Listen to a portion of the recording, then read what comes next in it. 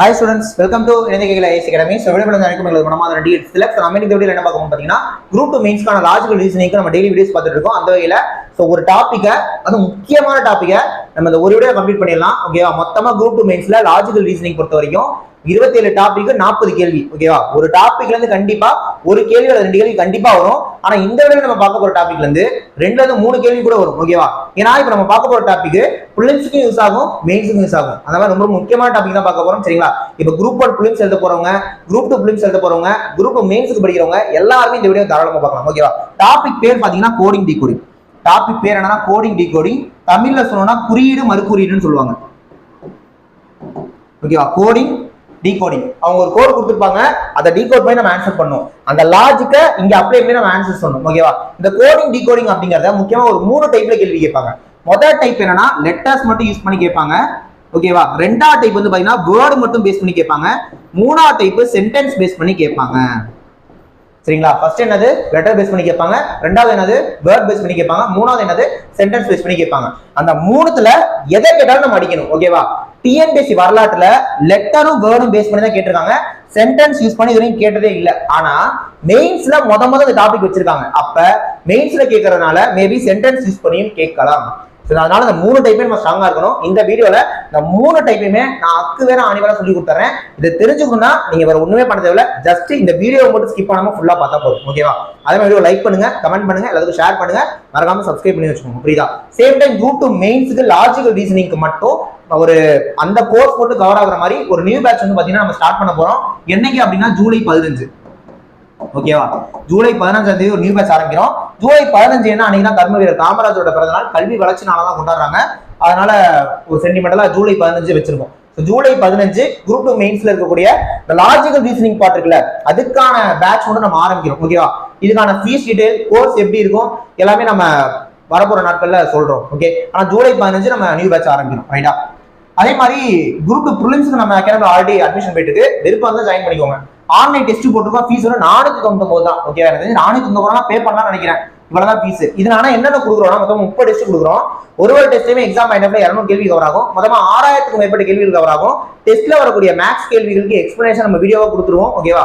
அதே மாதிரி டெஸ்ட் பேட்ச்ல செஞ்சினாலே கரண்ட் அஃபேர்ஸும் மந்த்லி கரண்ட் அஃபேர்ஸ் பிடிஎஃப் கொடுத்துருவோம். ஆஸ் வெல் அஸ் உங்களுக்கு ரேங்க் லிஸ்டும் ப்ரொவைட் பண்ணிடுவோம். எல்லாமே சேர்த்தா 499 ரூபாய். ஆன்லைன் கோர்ஸ் பாத்தீங்கன்னா இதுல கொடுக்குற எல்லா விஷயமுமே இதுல கொடுத்துருவோம். இது இல்லாம தமிழ், ஜிஎஸ், மேக்ஸ் ஒரு டாபிக்குக்கான கிளாஸ், அதுக்கான டெஸ்ட், அந்த டெஸ்ட்டுக்கான டிஸ்கஷன் சொல்லிட்டு கோர்ஸ் பக்காவா இருக்கும். ஃபீஸ் 299 தான். மெட்டீரியல் வந்து பாத்தீங்கன்னா 999. ஆனா இந்த 999 நம்ம கொடுக்குற ஒன்லைன் மெட்டீரியல் தமிழுக்கும் ஜிஎஸ்க்கும் சேர்த்து 999. இன்கேஸ் மேக்ஸ் வேணும்னா நீங்க எக்ஸ்ட்ரா ஒரு 300 பே பண்ற மாதிரி இருக்கும். நமக்கு எனக்கு திருச்சியில இருக்கு. ஸோ டேரக்டா மெட்டீரியல் வந்து வாங்கினா இதான் ஃபீஸ். கொரியரும் அனுப்புறோம். இன்கேஸ் நம்ம கொரியர் அனுப்புறோம்னா நீங்க கொரியர் சார்ஜ் பே பண்ற மாதிரி இருக்கும். ஸோ திருச்சியில இருக்கவங்க, திருச்சிக்கு பக்கத்துல இருக்கவங்களா direct class, offline class attend பண்ணுங்க.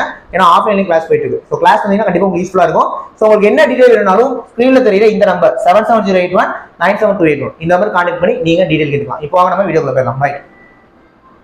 ஸோ லெட்டர் பேஸ் பண்ணி கேட்கறப்ப உங்களுக்கு முதல்ல இந்த ஃபார்மட் தெரியணும். ABCD EF GHI JKLM NO PQ RS TUV WXYZ மொத்தம் 26 எழுத மேல 13 கீழே 13 போட்டு அதுக்கான நம்பர்ஸும் போட்டுக்கலாம்.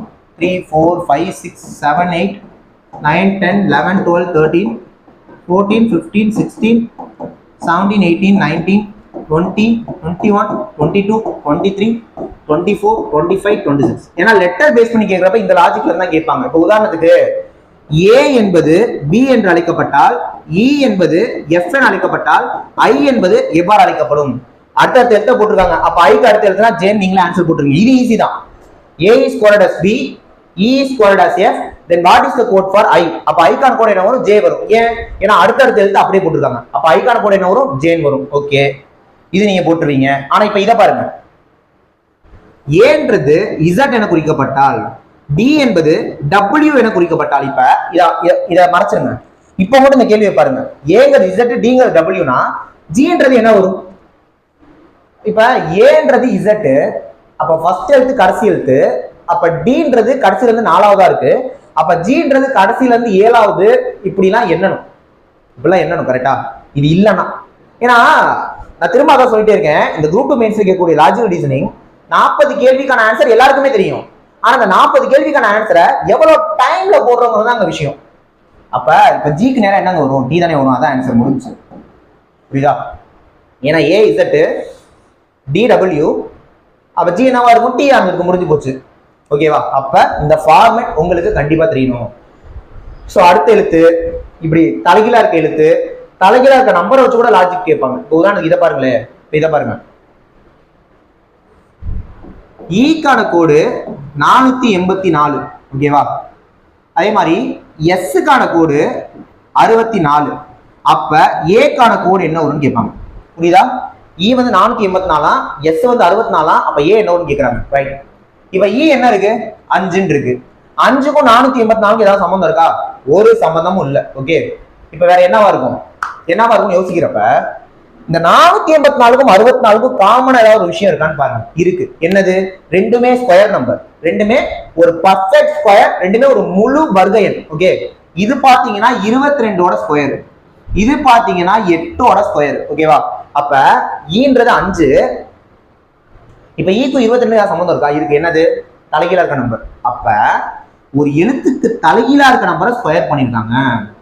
அப்ப ஈக்கு தலைகீழா நம்பர் 22, 22 ஸ்கொயர் பண்ணா 484. அப்ப எஸ்க்கு தலைகீழா இருக்க நம்பர் 8, 8 ஸ்கொயர் பண்ணா 64. கரெக்டா இருக்கு. அப்ப நம்ம என்ன பண்ணணும்? ஏக்கு தலைகீழா இருக்க நம்பர் என்ன? 26. 26 ஸ்கொயர் பண்ணீங்கன்னா 676. ஆன்சர் 676. புரியுதா? இந்த மாதிரிலாம் லெட்டர் பேஸ் பண்ணி கேட்பாங்க. அதோட நம்பர் தலைகீழா இருக்க நம்பர் என்ன வேணாலும் கேட்கலாம். ஆனா இந்த ஃபார்மேட் உங்களுக்கு முக்கியமா அவசியம். ஓகே, சோ இதெல்லாம் லெட்டர் பேஸ் பண்ணி கேட்கறது. நெக்ஸ்ட் வேர்ட் பேஸ் பண்ணி கேட்டா எப்படின்னு பார்த்துடலாம். இப்போ நெக்ஸ்ட் வேர்ட் பேஸ் பண்ணி, ஸோ வேர்ட் பேஸ் பண்ணி கேட்கறதும் ரொம்ப ரொம்ப ஈஸியா தான் இருக்கும். ஓகேவா? இப்போ உதாரணத்துக்கு பாருங்களேன், மேங்கோவை OGNAM, அதாவது OGNAM அப்படின்னு சொன்னா ஆப்பிள் என்னன்னு சொல்லலாம்? மேங்கோ என்பது OGNAM என குறிக்கப்பட்டால் ஆப்பிள் என்பது எவ்வாறு குறிக்கப்படும் கேட்பாங்க. அப்படியே தலைகீழா இருக்காங்களா? அப்ப ELPPA தான் ஆன்சர். புரியுதா? இது அப்படியே தலைகீழா இருக்காங்களா? நீங்களும் தலைகீழா இருக்கு ஆன்சர். ஓகே, ஒரு சில நேரம் பாருங்க, ஃப்ரூட் என்பதை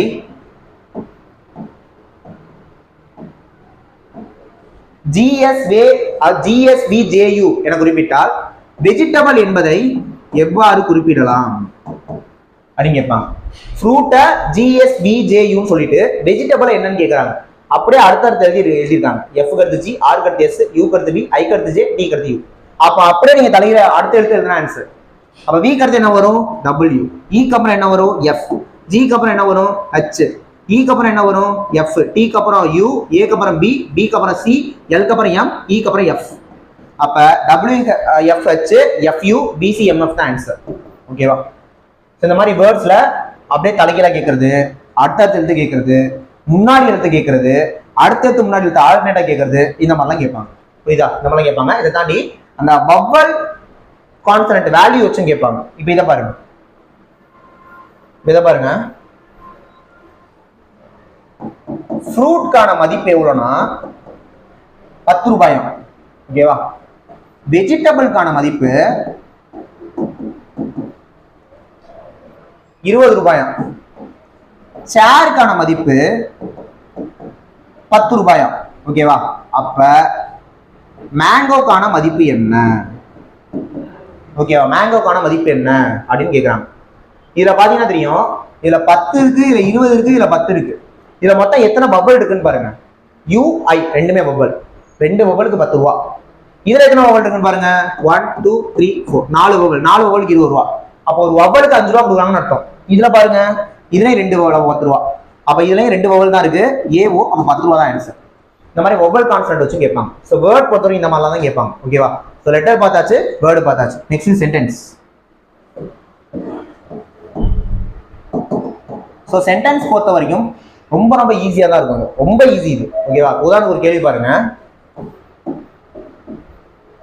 ரேண்டம் ஆக்சஸ் மெமரி என்பது 1 2 3 எனவும் ரீட் ஒன்லி மெமரி என்பது 4 and 5 எனவும்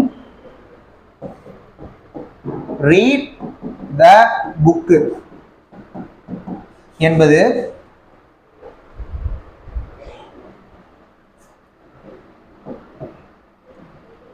செவன் ஃபைவ் 9 எனவும் குறிப்பிட்டால் இந்த மாதிரி கொடுத்துருவாங்க. ரேண்டம் ஆக்சஸ் மெமரிக்கான கோடு 1 2 3, ரீட் ஒன்லி மெமரிக்கான கோடு 4 and 5, ரீட் த புக்குக்கான கோடு 759. புரியுதா?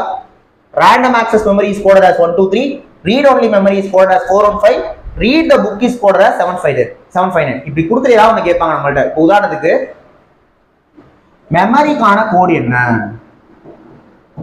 அப்படின்னு கேட்பாங்க. மெமரிக்கான கோடு என்ன அப்படின்னு நம்மள்ட்ட கேட்பாங்க. புரியுதா? அதாவது what is the code for memory, memory என்பது குறியீடு என்னன்னு கேட்பாங்க. இப்போ கவனிங்க, மெமரி வந்து இங்க 3வதா இருக்கு, அவன் 3வது ஆன்சர் டபுள்னு போடக்கூடாது. ஓகேவா? என்னன்னா கவனிங்க, மெமரி இங்க இருக்கு. ஓகேவா? இங்க 3 இருக்கு, ரைட்டு. இங்க மெமரி இருக்கு, அப்ப இங்க அந்த 3 இருந்துக்கணும்ல, இல்லாம 5 இருக்கு. அப்ப 3 5 ரெண்டுமே கிடையாது. ஓகேவா? இப்ப நீங்க என்ன மாதிரி அப்ரோச் பண்ணணும்னா, மெமரி இங்க இருக்கு, அதே மெமரி இங்கே இருக்கு. அப்படிதான் இந்த 2 இடத்துலயுமே மெமரி அப்படின்றது இருக்கு, காமனா இருக்கு. 2 இடத்துலயுமே மெமரி காமனா இருக்கு. இதுக்கான கோடு 1 2 3, இதுக்கான கோடு 4 and 5. இப்போ நீங்க என்ன பண்ணணும், இந்த 2 இடத்துல மெமரி இருக்கா, அப்ப இந்த 2 இடத்துலயுமே இருக்க நம்பர் என்ன, 2த்துலயுமே காமனா ஒரு நம்பர் இருக்கும். என்ன நம்பர் இருக்கு? 2 இங்க இருக்கு, இங்க இல்ல. 3 இங்க இருக்கு, இங்க இல்ல. 4 இங்க இருக்கு, இங்க இல்ல. 5 இங்க இருக்கு, இங்க இல்ல. 1 மட்டும் தான் 2 இடத்துலயுமே இருக்கு. அப்ப மெமரி 2 இடத்துலயுமே இருக்கு, 1 2 இடத்துலயே இருக்கு. அப்ப மெமரி கார்டு கோட் டெஃபினட்டா என்னவா தான் இருக்கும், 1ஆ தான் இருக்கும். அப்ப மெமரி கார்டு கோடுன்னு கேட்டா ஆன்சர் 1. புரியுதா? புரியுதா? சரி, இப்போ ஒன்லிக்கான கோட் என்ன வரும்? அப்ப ஒன்லிக்கான கோட் என்ன வரும்? ஒன்லி இங்க இருக்கு. இப்போ இந்த ஒன்லி வேற எங்கேயாவது இருக்கான்னு பாருங்க.